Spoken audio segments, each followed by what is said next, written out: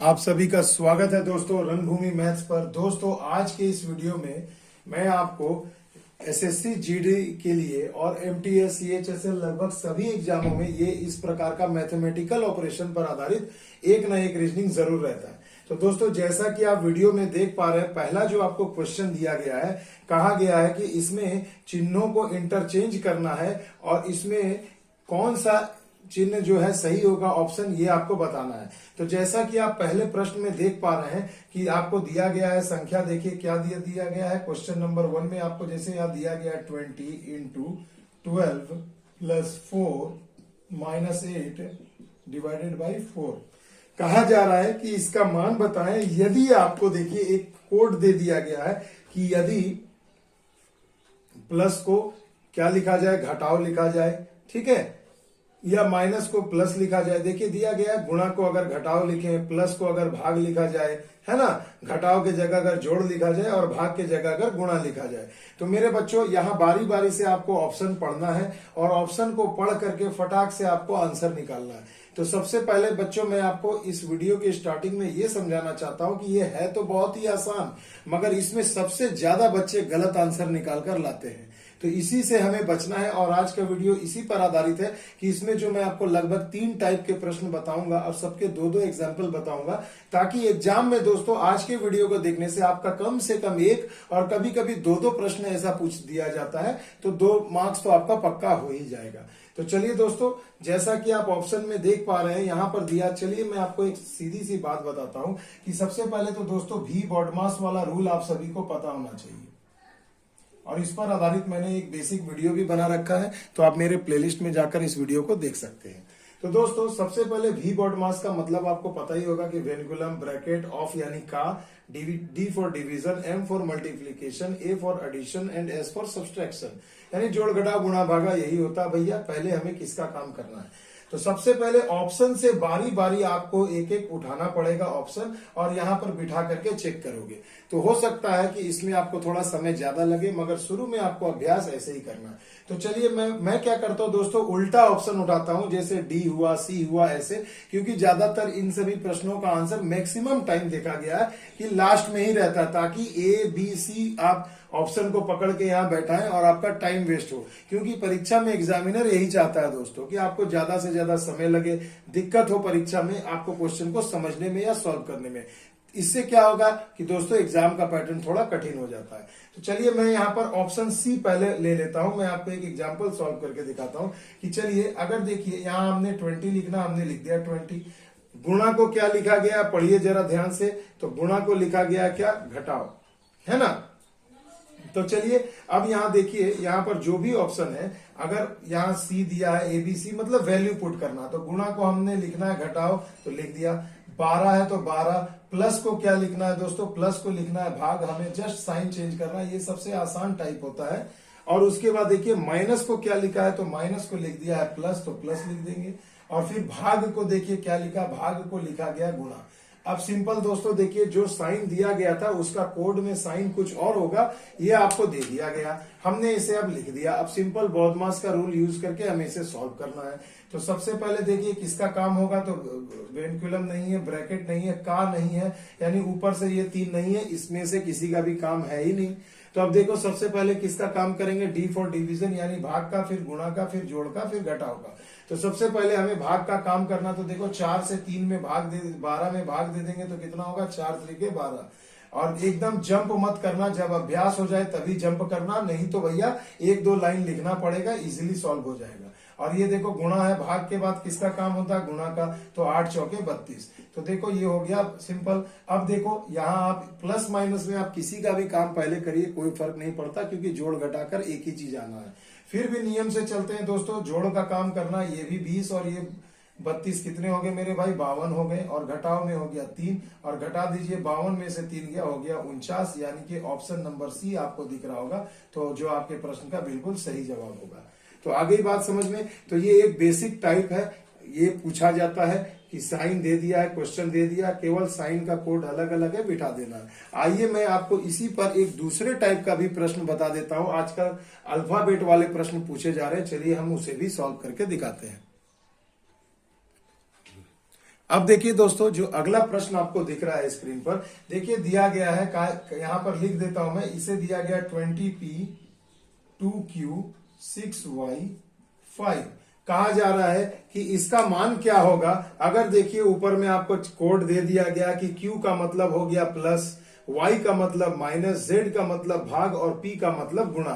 तो मेरे बच्चों सबसे पहली चीज कि आपको क्या करना है, क्वेश्चन को एज इट इज यहां पर देखिए, जब आप क्वेश्चन देखोगे तो सिंपल क्या करोगे, केवल संख्या को लिख लो। शॉर्टकट में बनाना है, जल्दी बनाना है, केवल क्वेश्चन को देखो कंप्यूटर स्क्रीन पर और क्वेश्चन को सिर्फ संख्या को उतार लो और जो साइन है, जैसे देखिए कहा गया p को क्या लिखा, गुणा, तो यहाँ फटाक से गुणा बैठा दो। अगला देखो q है, तो q के जगह क्या बोला, प्लस करने, और y के जगह क्या करने बोला, माइनस, बस बैठा दीजिए। z इसमें है नहीं, भले ही हमें z का मान बोल दिया कि z के जगह भाग बिठा दो, मगर जब z है नहीं तो हमें जरूरत ही नहीं है। तो सिंपली देखिए अब हम इसे सॉल्व करते, कितना हो जाएगा, 20 दूना हो गया 40 प्लस 6 माइनस 5। तो देखिए भैया क्या हो जाएगा, 40 और 6 46, 46 में से 5 गए यानी कि 41। तो देखिए यहाँ पर ऑप्शन नंबर सी आपको दिख रहा होगा, जो आपके प्रश्न का बिल्कुल आसान सा उत्तर होगा। तो आजकल इस टाइप का बहुत पूछा जा रहा है क्वेश्चन दोस्तों, तो ऐसे टाइप से के लिए भी तैयार रहिए, एकदम एक अंक पक्का आना ही आना है। अब देखिए दोस्तों, अगला जो प्रश्न है इसे भी आप जरा गौर फरमाइए। देखिए यहाँ पर पूछ दिया गया है, क्वेश्चन को मैं लिख देता हूं, उसी टाइप पर आधारित है। 33t 77u और 11t और बाद में दिया है 1। कहा जा रहा है कि इसका मान बताएं, जैसा कि आप क्वेश्चन को देख पा रहे हैं।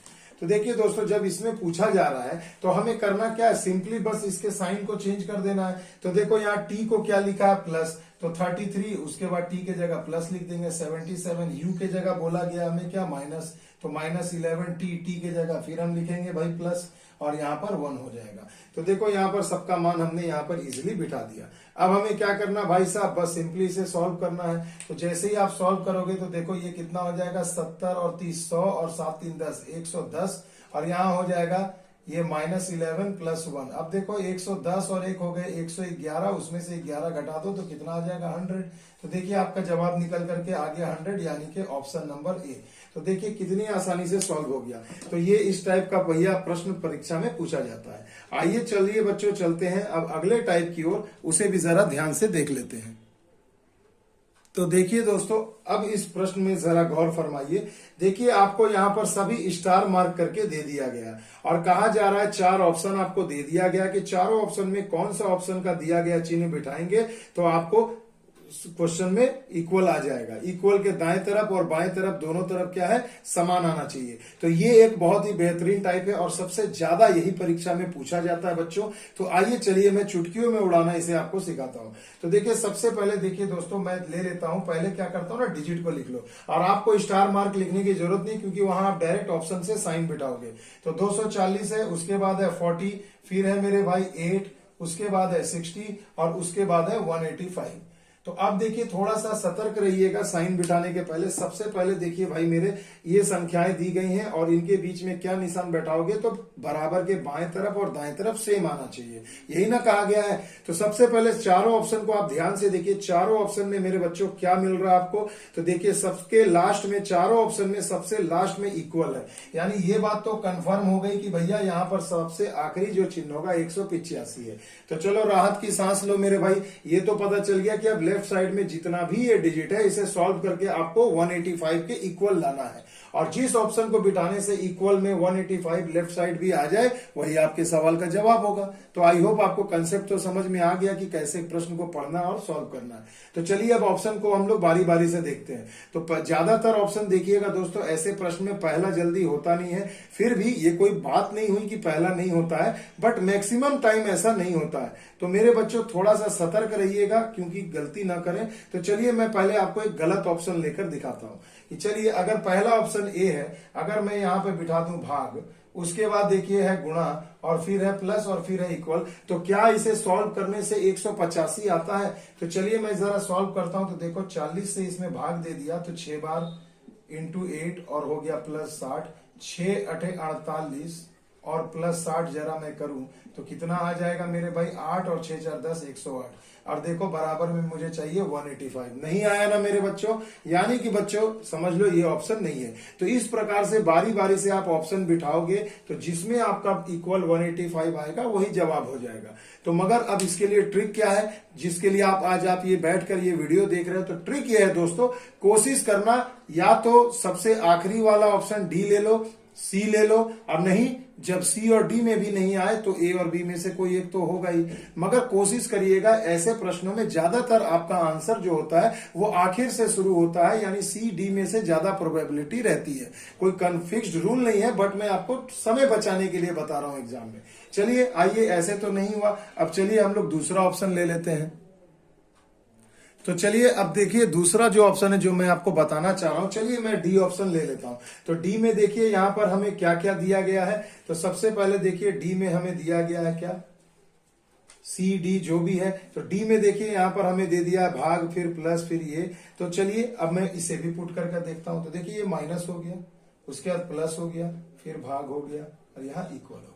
तो 240 में से 40 जाएगा तो 200 बचेगा। देखो ये भाग नहीं जा रहा, यानी ऑप्शन नंबर डी तो होगा नहीं। तो चलिए हम सी वाले ऑप्शन को बिठाते हैं। सी में क्या दिया है, तो देखो यहाँ पर दिया है प्लस, उसके बाद दिया है फिर से प्लस, फिर इंटू, फिर इक्वल।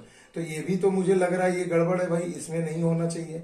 तो देखिए क्या कर सकते हैं। तो देखिए बी नंबर ऑप्शन में आपको दिख रहा होगा, चलिए मैं बी नंबर भी बिठाकर आपको दिखाता हूं कि बी में देखो यहाँ पर हमें दिख रहा है कितना है, ये प्लस है, यहां पर हो जाएगा भाग हो जाएगा, और ये हो जाएगा माइनस। तो इसे अब आप सेट करिए। तो देखिए ये जोड़ता हूं अगर मैं इसे, तो कितना हो जाता है 280।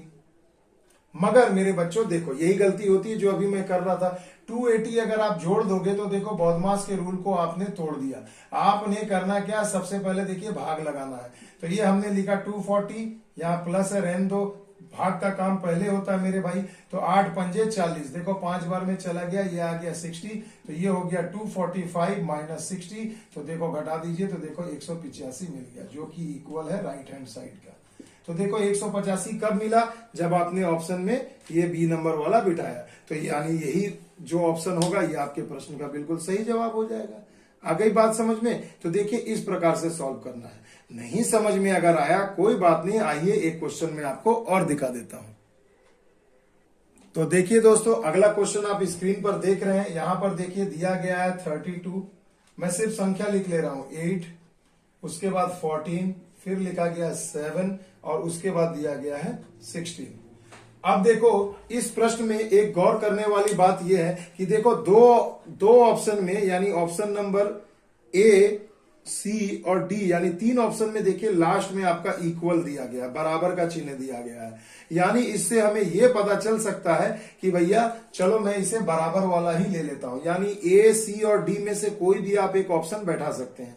तो चलिए लास्ट वाले से बिठाता हूं। अगर मैं डी बिठाता हूं तो देखो ये भाग हो जाएगा, गुणा हो जाएगा, माइनस हो जाएगा। ऑप्शन डी लेता हूं तो देखो 8 चौके 32, 4 हो गया, ये 14 और ये -7, 14 चौके 56, 56 में से 7 जाएगा तो कितना आ जाएगा 47। मगर आपको चाहिए कितना 16, यानी ये ऑप्शन आपका नहीं होगा।